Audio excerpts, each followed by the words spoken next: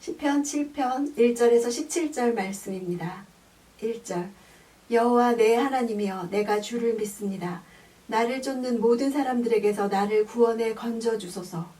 시편 7편은 베냐민 사람 구시에 관해 여호와께 부른 노래라는 표제가 있습니다. 구시가 누구인지는 성경에 나와 있지 않지만 베냐민 지파라는 것에서 생각해 볼 수 있죠. 사울 왕의 지파 사람으로 다윗을 인정하지 않고 다윗을 세운 하나님을 인정하지 않았으리라고 추측할 수 있습니다. 내게 이런 사람이 있다면 나는 어떤 기도를 드릴까요? 부당하게 비난을 받거나 하지도 않은 일로 오해받을 때 어떤 기도가 나오나요? 먼저 누구에게 갈까요? 다윗은 하나님께 피했습니다. 2절 그렇지 않으면 나를 구해줄 리가 아무도 없으니 그들이 사자같이 나를 물어뜯고 갈기갈기 찢어놓을 것입니다.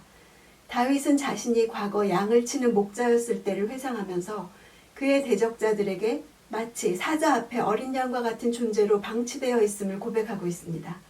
이런 위기 가운데 그는 하나님께 도피합니다. 시편에서 의인은 하나님께 피하는 사람입니다. 피할 일이 없는 것이 복 있는 것이 아니라 하나님께 피하는 것이 복입니다.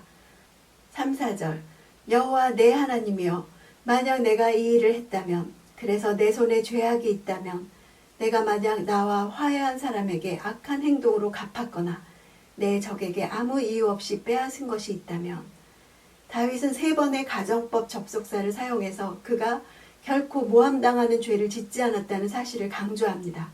욥처럼 다윗은 자기가 당하고 있는 명예훼손에 대해서 항변하고 있습니다.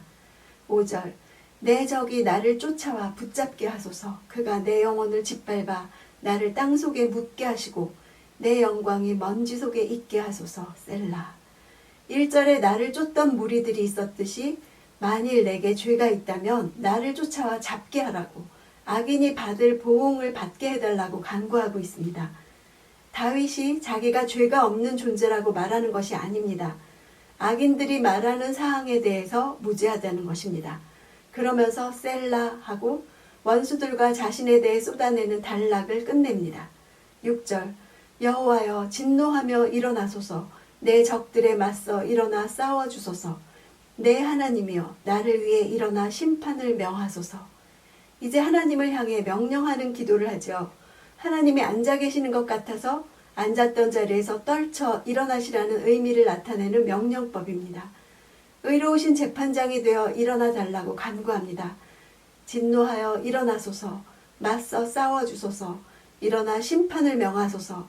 한 절 안에 3번이나 반복된 명령형 동사 표현은 하나님의 공의로운 도우심을 구하는 다윗의 애절한 심경을 나타내고 있습니다. 그는 자기가 살아날 길은 하나님이 개입하시는 방법밖에 없다는 것을 알았습니다. 7절 민족들 가운데 모인 무리가 주를 애워싸리니 그들을 위해서 높은 자리로 돌아오소서. 다윗은 이제 실제로 열린 재판정을 마음에 그리면서 노래하고 있습니다. 만민들이 하나님을 둘러서고 하나님께서는 높이 세워진 재판정에 들어서시는 장면을 묘사하고 있습니다. 억울할 때, 오해받을 때, 이유 없이 핍박당할 때 이 그림을 그려보는 것이 하나님 하실 일을 기대하는 것이 될 것입니다. 9절 악인들의 악을 끊으시고 의인들을 세워주소서.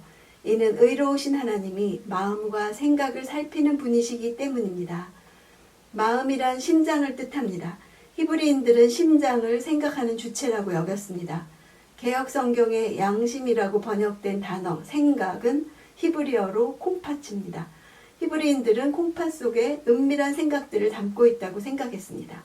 마음과 생각을 살피는 분이라는 것은 말씀을 좌우의 날선검에 비유한 것을 떠올리게 합니다. 제사장들이 희생제물을 절단하기 위해 사용하던 검처럼 하나님의 말씀이 심장과 콩팥을 찔러 쪼개듯이 마음과 생각을 들추어낸다는 것입니다. 말씀이 마음의 생각과 뜻을 판단한다고 했습니다. 판단한다는 것은 재판한다는 법정 용어입니다. 인간의 법정은 밖으로 드러난 행동만을 판단하지만 하나님의 말씀은 마음의 생각과 뜻까지 판결하기 때문에 어떤 사람인지 다 드러납니다. 12절 사람이 뉘우치지 않으면 그 칼을 가실 것이며 그 활 쉬위를 당겨 준비하십니다. 하나님은 참기만 하는 분이 아니십니다. 때가 되면 심판하십니다. 하나님의 공의로우신 심판이 내려질 조건을 말하고 있습니다. 사람이 죄를 지으면이 아닙니다. 회개치 아니하면 이 조건입니다. 범죄했다 할지라도 참으로 회개하는 자들은 심판에서 제외되는 것입니다. 칼을 가시고 활시위를 당겨 준비하시는 것은 즉각적으로 심판하지 않으시고 죄인이 회개하기만을 기다리고 계심을 말하지요. 다윗은 재판정만 본 것이 아니라 하나님을 전사의 이미지로 그리고 있습니다. 자신은 하나님의 방패로 안전하게 보호받는 반면에 대적들은 무방비 상태로 간 칼과 이미 당겨진 하나님의 화살이라는 일촉즉발의 위기에 노출되어 있음을 보고 있습니다. 14절 보라 악인이 악을 품고 있으며 해악을 잉태해 거짓을 낳았도다. 악인이 악을 스스로 만들어냅니다. 악인은 도무지 생산적이거나 아름답고 선한 것을 만들어내지 못합니다. 오직 하나님의 의로운 빛으로부터 멀리 떨어진 어둠에 속한 것에서만 발견되는 것들을 잉태해서 낳습니다. 의로우신 재판장은 마음의 생각을 살피는 분이십니다. 그 하나님 앞에 나와서 제사장들의 검처럼 하나님의 말씀이 내 마음과 생각을 들추어내도록 있는 시간이 큐티 시간입니다. 다른 사람에게 오해받는 면에서는 무죄라 할지라도 마음의 동기를 살피시는 하나님 앞에서도 무죄일까요? 말씀 앞에서 나도 몰랐던 내 죄를 보게 하셔서 회개하는 은혜가 날마다 있기를 원합니다.